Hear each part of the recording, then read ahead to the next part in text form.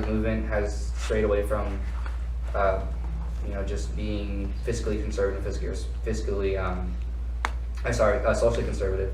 It's more of like a rebellious kind of type of attitude. Kids who are the outsiders and the kids with different ideas, they tend to be more open to go to a more polarizing view, such as conservatism. The Donald Trump type of figures.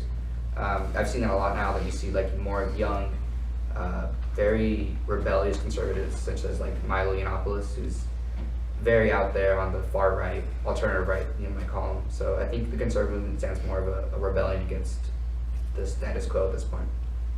Yeah, I think people are realizing now that democratic economic policies just have raised the debt. They've hurt the economy, like Obamacare. I think people are starting to realize that, so they're turning to conservative economic ideas. And I think at this point, it makes more sense to be fiscally conservative. I think the conservative movement at this point is more about the economy. Socially, it seems to be getting more. It's more open, more liberal.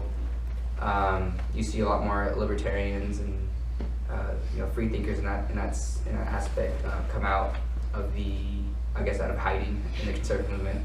But definitely the economy is a big one. Obviously free college was a big topic this election cycle, whether or not we should do it or not. The more we see prices go up, I think the more we start to dig deeper into our pockets and say, how can we stop the overbearing taxes and the inflation that's happening?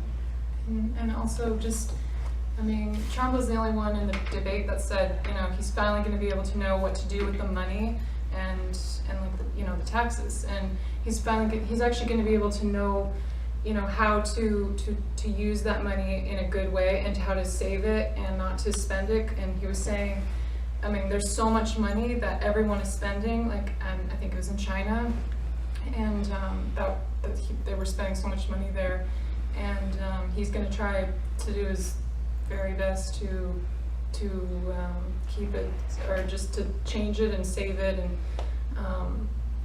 work with money better than a lot of other presidents have.